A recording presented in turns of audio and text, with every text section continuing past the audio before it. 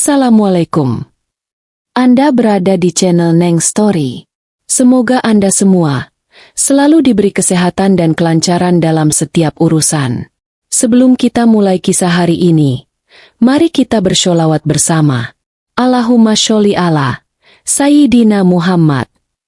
Pernahkah kita mendengar kisah nyata tentang seorang perempuan miskin yang rela mempertaruhkan harga dirinya demi menyelamatkan nyawa seseorang yang ia cintai? Mengapa ada orang yang kelihatannya melakukan aib besar, tapi ternyata menyimpan pengorbanan yang tak bisa dibayar dengan apapun? Dan mengapa banyak dari kita terlalu cepat menilai tanpa tahu alasan sebenarnya? Kisah ini bukan hanya tentang dosa, tapi tentang cinta, air mata, dan harga yang harus dibayar demi sebuah kehidupan. Inilah kisah tentang Nur, seorang tenaga kerja wanita asal Jawa Tengah yang bekerja di tanah Arab, dan satu malam yang mengubah segalanya. Dan jangan lupa, ketik asal daerah Anda di kolom komentar ya. Kalau sudah, mari kita lanjut ke ceritanya. Nur, perempuan berusia 26 tahun itu, berdiri gemetar di depan kamar hotel bintang 5 di jantung kota Riyadh. Di balik pintu kayu ukir mewah itu, dua pria Arab yang kaya raya sedang menunggunya. Wajah Nur pucat, tapi matanya memancarkan sesuatu yang aneh. Bukan takut, tapi pasrah. Pasrah pada takdir. Pasrah pada pilihan yang telah ia timbang dengan air mata dan doa. Masuklah, Nur. Suara berat dari balik pintu memecah keheningan. Lelaki itu bernama Syekh Muhammad, berkepala botak, berjubah putih, dan dikenal sebagai pengusaha tambang besar di kawasan Teluk. Di sebelahnya ada Syekh Fadhil, sahabat sekaligus mitra bisnisnya, berperut buncit dan mengenakan cincin zamrud hijau di jarinya. Nur mengangkat kepalanya. Ia menarik napas panjang, lalu membuka pintu. Langkahnya masuk ke ruangan yang beraroma parfum oud dan gaharu. Bismillah, bisiknya lirih. Namun, satu detik sebelum pintu itu tertutup rapat, seorang pelayan hotel melihat air mata jatuh dari mata Nur. Beberapa hari sebelumnya, Nur bekerja sebagai pembantu rumah tangga di keluarga besar Al-Fulan, orang terpandang di Riyadh.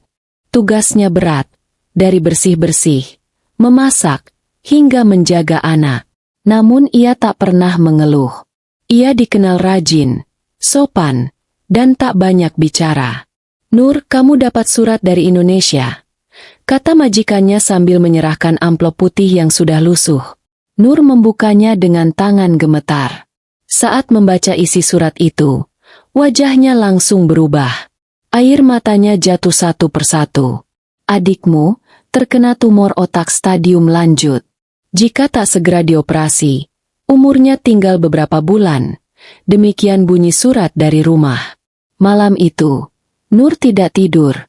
Ia duduk di dapur, memeluk surat itu, dan berdoa dalam bisu. Ya Allah, tolong beri aku jalan keluar. Disinilah semua dimulai. Keputusan Nur untuk melakukan sesuatu yang bahkan tidak bisa dia ceritakan pada ibunya sendiri. Dan disinilah langkah pertama menuju satu malam yang tidak akan pernah bisa ia lupakan. Masih di channel Neng Story. 3 hari setelah menerima surat itu, Nur duduk sendirian di taman belakang rumah majikannya. Matanya kosong. Ia sudah menghitung seluruh gaji yang dikirimkan ke Indonesia. Bahkan jika ia tak makan selama 2 bulan, tetap saja tak cukup untuk operasi sebesar itu. Majikannya, Ummu Salwa, seorang wanita setengah baya yang sebenarnya cukup baik, mendekatinya diam-diam. Nur, kamu terlihat gelisah beberapa hari ini. Ada apa? Tanyanya dengan nada lembut. Nur menunduk, ingin menjawab, tapi suara di tenggorokannya tertahan. Akhirnya ia hanya menyerahkan surat dari Indonesia itu ke tangan majikannya. Setelah membaca isi surat itu, Ummu Salwa menghela napas panjang. Operasi di Indonesia, mahal. Kalau kamu ingin bantuan, mungkin suamiku bisa bicara dengan orang-orang yang punya kekuasaan. Nur menatap Ummu Salwa dengan tatapan harap. Tapi ia tak tahu kemana arah semua ini akan membawanya. Beberapa hari kemudian, Nur dipanggil oleh tuan rumah, Syekh Abdul Latif, suami Ummu Salwa. Ia bukan pria yang banyak bicara, tapi punya kekuatan dan koneksi yang luar biasa di dunia bisnis Riyadh. Nur, katanya sambil menyeruput kopi.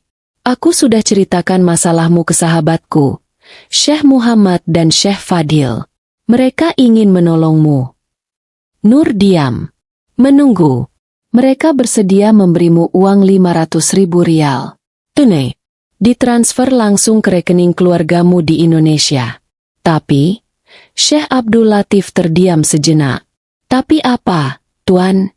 Suara Nur nyaris tak terdengar. Mereka punya permintaan.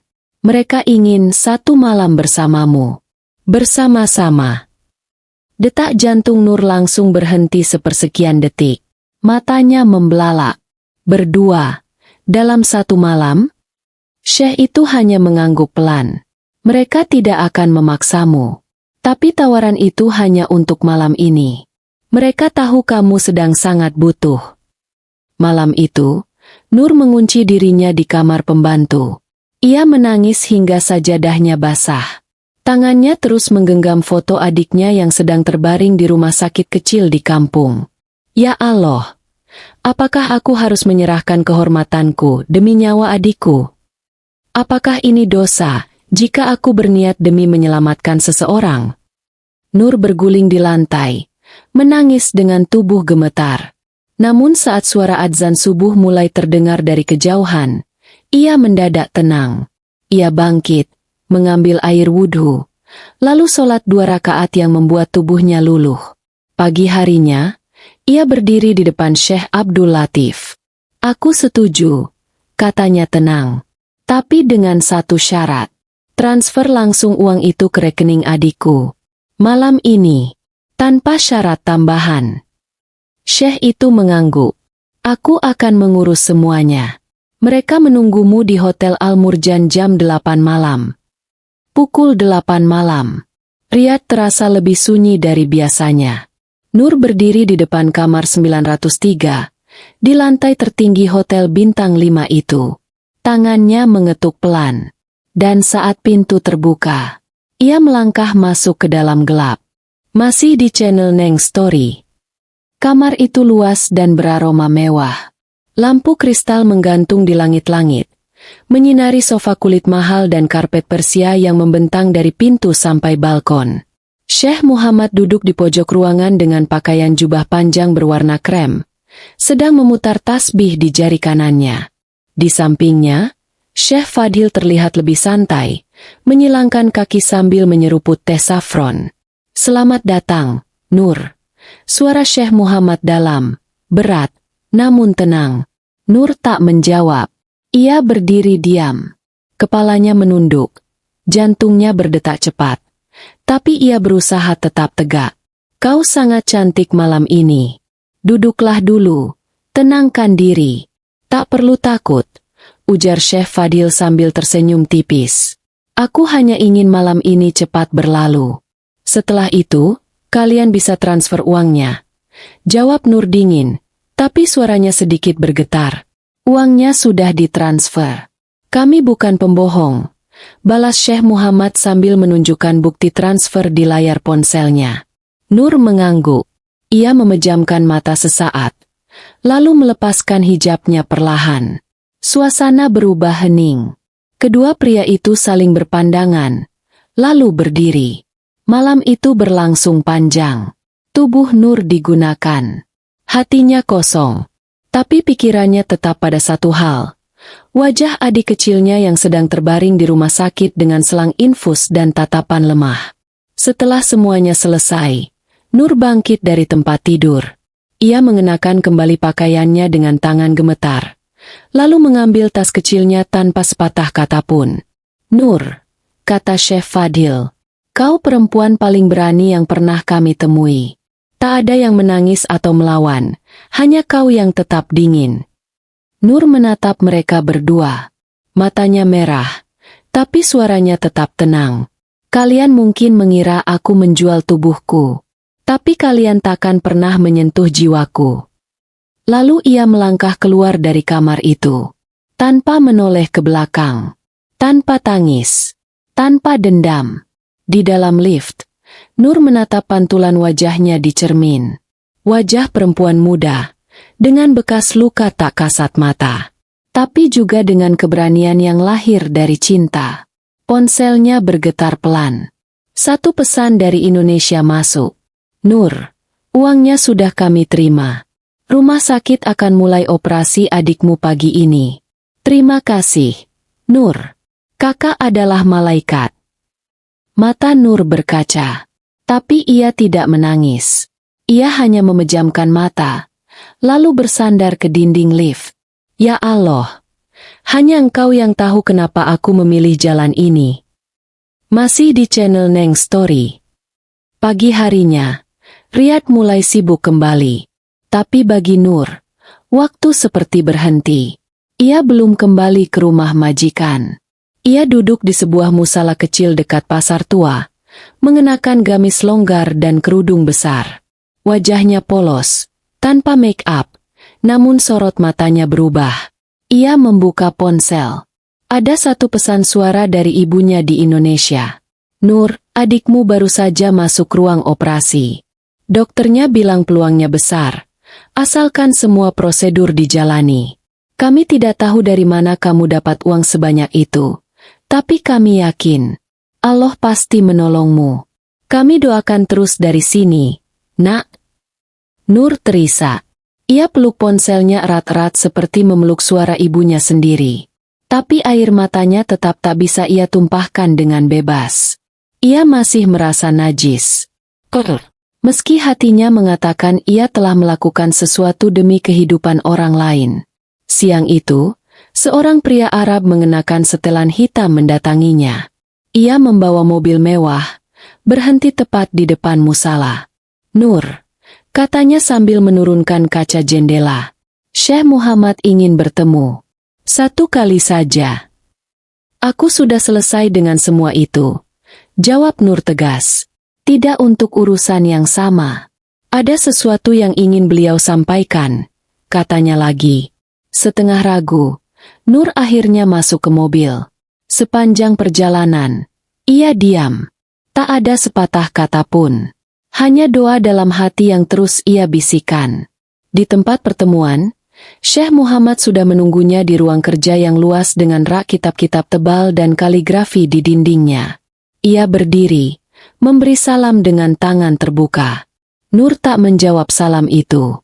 Ia hanya berdiri tegak, menjaga jarak. Aku takkan menyentuhmu, Nur. Aku tahu kamu membenciku, katanya pelan. Tapi aku ingin jujur. Semalam, aku menangis setelah kau pergi. Nur mengernyit. Ia tidak mengerti arah pembicaraan ini. Tak pernah dalam hidupku aku merasa hina seperti malam itu. Bukan karena dosa, tapi karena melihat bagaimana kau menatap kami, seolah kami telah menghancurkan sesuatu yang suci, yang bahkan tak bisa dibayar dengan uang. Syekh Muhammad menarik napas dalam. Aku ingin minta maaf. Dan aku sudah menghapus seluruh rekaman dari kamar hotel. Tak akan ada jejak tentang malam itu. Tidak dari kami, tidak dari siapapun. Nur menatapnya. Diam. Tapi dari matanya, terlihat sekilas perubahan. Bukan maaf, tapi keteguhan. Terima kasih, ucap Nur akhirnya. Tapi itu tidak akan mengubah apa yang sudah terjadi. Yang penting bagiku, adikku bisa hidup. Syekh Muhammad menunduk. Kau membuat kami malu pada diri sendiri. Semoga Allah mengangkat derajatmu, Nur. Nur tidak menjawab lagi. Ia melangkah keluar ruangan itu. Satu langkah lebih ringan, tapi dengan luka yang akan ia simpan seumur hidupnya. Masih di channel Neng Story. Beberapa pekan berlalu sejak malam kelam itu. Nur kembali ke rumah majikan seperti biasa. Ia bekerja seperti tak pernah terjadi apa-apa. Mencuci, menyapu, menyuapi anak majikannya. Tapi di dalam dirinya, telah tumbuh sesuatu yang berbeda. Ia bukan lagi Nur yang dulu. Ummu Salwa memperhatikannya dengan seksama. Kau tampak lebih tenang, Nur, katanya suatu pagi. Nur tersenyum. Mungkin karena aku sudah tidak menanggung beban sebesar dulu. Adikmu? Tanya Ummu Salwa. Operasinya berhasil. Sekarang dia sedang pemulihan. Dan ibuku bilang dia bisa tertawa lagi. Ummu Salwa mengangguk, lalu menatap Nur dalam-dalam. Kau perempuan kuat, tapi aku harap kau tidak menyimpan semuanya sendiri. Nur diam. Ia tahu, tak semua cerita bisa diceritakan. Ada luka yang memang hanya bisa disimpan dalam doa. Beberapa hari kemudian, surat datang dari Indonesia. Isinya hanya secarik foto. Adik laki-lakinya duduk di kursi roda, tersenyum lebar dengan kepala yang sudah dicukur habis. Di belakangnya, ibu mereka berdiri sambil memeluknya dari belakang. Di balik foto itu, tertulis tangan kecil sang adik. Kakak, suatu hari aku akan membalas semua ini. Terima kasih karena telah menyelamatkanku. Nur memejamkan mata. Air matanya akhirnya jatuh. Tapi kali ini, bukan karena derita, melainkan karena lega. Sore itu, Nur pergi ke Masjid Imam Turki bin Abdullah. Ia duduk sendirian di sudut belakang, mengenakan mukena putih dan menyendiri. Ya Allah, aku tahu aku telah melewati batas. Tapi Engkau Maha Tahu niatku. Ampuni aku. Terimalah semua ini sebagai bentuk cintaku untuk adikku. Di sekelilingnya, orang-orang berlalu lalang. Tak satu pun tahu bahwa perempuan itu pernah menyerahkan tubuhnya demi menyelamatkan satu nyawa. Setelah Isya, Nur berjalan kaki kembali ke rumah majikan. Di sepanjang trotoar Riyadh, lampu kota berpendar kuning keemasan.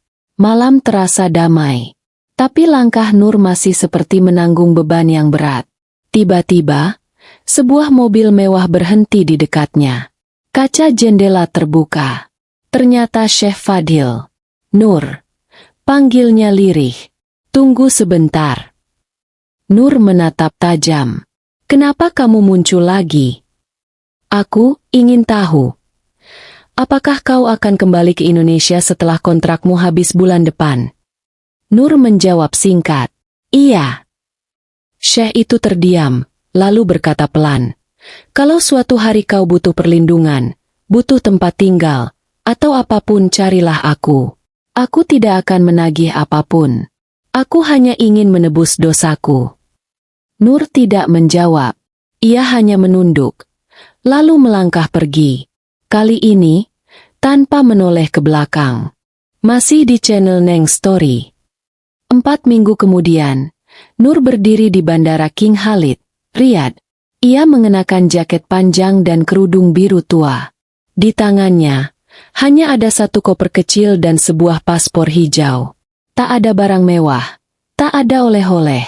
Hanya tubuh letih, dan hati yang menyimpan terlalu banyak cerita. Ia menatap papan keberangkatan. Penerbangan ke Jakarta tinggal 1 jam lagi. Sudah waktunya pulang, bisiknya pada diri sendiri. Sambil menunggu di kursi ruang tunggu, Nur membuka catatan kecilnya. Di halaman terakhir, ia menulis, 3 tahun di negeri orang. Aku tidak hanya bekerja, tapi juga diuji. Aku kehilangan sesuatu yang tak bisa kembali. Tapi aku juga menyelamatkan nyawa yang sangat berarti. Pesawat akhirnya lepas landas. Di balik jendela, kota Riyadh menjauh perlahan.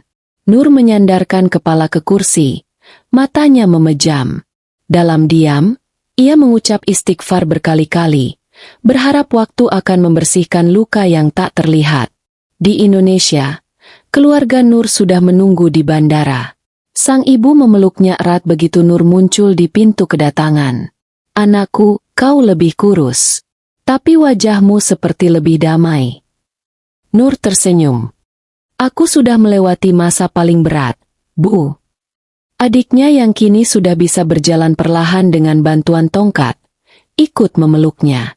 Kak, aku janji akan belajar sungguh-sungguh. Aku akan jadi orang sukses, dan aku akan menjaga ibu. Kakak nggak perlu kerja jauh-jauh lagi. Nur mengangguk, tak sanggup menjawab. Ia hanya memeluk mereka lebih erat. seakan tak ingin lepas lagi. Beberapa hari di kampung, Nur banyak diam. Ia membantu di dapur, membersihkan rumah, dan sesekali menengok sawah kecil peninggalan ayah mereka. Tetangga-tetangga datang menanyakan oleh-oleh, kabar dari Arab, dan majikan kaya raya. Tapi Nur hanya tersenyum. Biasa saja. Hidup di Arab itu keras. Tapi aku bersyukur bisa pulang dengan selamat. Jawabnya singkat. Tak satu pun dari mereka tahu bahwa perempuan di depan mereka itu pernah menjual tubuhnya demi satu malam, untuk satu kehidupan. Suatu sore, Nur duduk sendirian di pinggir sungai kecil di belakang rumah. Ia menatap aliran air yang tenang. Kehormatan itu bisa hilang. Tapi cinta bisa membuat kehormatan berubah bentuk menjadi pengorbanan. Gumamnya lirih. Di tangannya, ada biji tasbih dari kayu oud yang pernah diberikan Syekh Muhammad sebelum ia pergi. Ia tak pernah memakainya. Tapi hari itu, ia mulai memutar satu persatu. Allahu Akbar. Allahu Akbar. Masih di channel Neng Story. 3 bulan telah berlalu sejak Nur kembali ke kampung halamannya. Musim panen datang, sawah menghijau, dan suara anak-anak kecil kembali meramaikan sore di halaman rumahnya. Adiknya kini sudah mulai sekolah lagi. Tubuhnya makin sehat, meski masih harus kontrol rutin ke rumah sakit kota.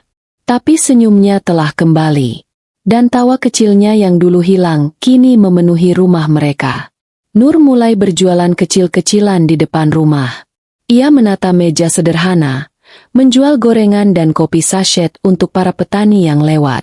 Tak banyak uang yang ia miliki, tapi cukup. Lebih dari cukup, setelah semua yang telah ia lalui. Suatu pagi, seorang lelaki dari kantor desa datang membawa sepucuk surat resmi. Nur, ini surat dari Jakarta. Kayaknya penting. Dengan penasaran, Nur membukanya. Isinya undangan dari sebuah lembaga sosial yang bergerak di bidang bantuan kemanusiaan. Di sana tertulis bahwa mereka mendengar kisah tentang perjuangannya, dan ingin menjadikannya salah satu narasumber dalam acara pelatihan motivasi untuk para TKW yang akan berangkat ke luar negeri. Nur menggenggam surat itu dengan tangan gemetar. Ia tak pernah ingin jadi panutan. Ia merasa bukan siapa-siapa. Tapi mungkin Allah punya rencana lain untuk perempuan yang pernah jatuh sedalam-dalamnya. Tapi tak hancur karena niatnya begitu suci. Beberapa minggu kemudian, di sebuah aula kecil di Surabaya, Nur berdiri di hadapan puluhan perempuan muda. Mereka semua akan berangkat ke Timur Tengah sebagai pekerja migran. Nur memegang mikrofon dengan tangan dingin. Tapi ia mulai berbicara. Saya bukan orang suci. Saya pernah mengambil keputusan yang sangat berat. Bahkan saya tidak yakin apakah saya sudah benar atau tidak. Tapi satu yang saya tahu, saya melakukannya bukan untuk dunia. Saya melakukannya demi seseorang yang saya cintai. Ruangan hening. Beberapa peserta meneteskan air mata. Saya tidak meminta kalian meniru saya. Tapi saya ingin kalian tahu bahwa di luar negeri nanti, tidak semuanya tentang gaji besar atau rumah majikan mewah. Kadang, kalian akan dihadapkan pada pilihan yang akan menguji iman, martabat, bahkan nyawa. Nur menunduk sejenak, lalu melanjutkan dengan suara yang lebih lirih. Jaga hati kalian. Jangan pernah kehilangan siapa diri kalian. Karena kehormatan seorang perempuan tidak selalu dilihat dari apa yang terjadi pada tubuhnya, tapi dari niat dan keberaniannya menjaga cinta yang paling suci. Hari itu, banyak yang memeluk Nur, mengucapkan terima kasih, mendoakan. Tapi Nur tahu, tak seorang pun dari mereka akan benar-benar memahami malam itu. Malam ketika ia menjual tubuhnya, demi menyelamatkan satu jiwa kecil yang kini bisa berlari-lari di halaman rumah sambil tertawa. Dan mungkin hanya Allah yang tahu, bahwa ada malaikat yang pernah tinggal dalam tubuh manusia bernama Nur. Tamat. Terima kasih telah menyimak kisah ini hingga selesai. Hikmah yang bisa kita ambil dari kisah ini adalah bahwa setiap manusia memiliki jalan hidup yang berbeda-beda, dan kadang takdir membawa mereka pada pilihan yang sangat sulit. Namun ketika sebuah keputusan dilandasi dengan cinta dan niat untuk menolong, maka semoga Allah memandangnya dengan rahmat. Dalam Al-Quran, Allah berfirman dalam surat Al-Baqarah ayat 286, Allah tidak membebani seseorang melainkan sesuai dengan kesanggupannya. Ayat ini mengajarkan bahwa setiap ujian yang datang, pasti masih dalam batas kemampuan manusia. Dan Allah Maha mengetahui isi hati dan niat hambanya. Perlu kami sampaikan bahwa cerita ini adalah fiktif belaka, yang dibuat menyerupai kejadian nyata agar kita bisa mengambil pelajaran berharga darinya. Kami tidak bermaksud membenarkan kesalahan, tapi mengajak kita untuk merenung lebih dalam sebelum menilai seseorang dari permukaannya saja. Terima kasih telah mengikuti kisah ini sampai akhir. Jika Anda menyukai ceritanya, silakan tinggalkan komentar, like, dan subscribe agar kami terus semangat menyajikan kisah-kisah menyentuh lainnya yang syarat akan makna. Wassalamualaikum warahmatullahi wabarakatuh.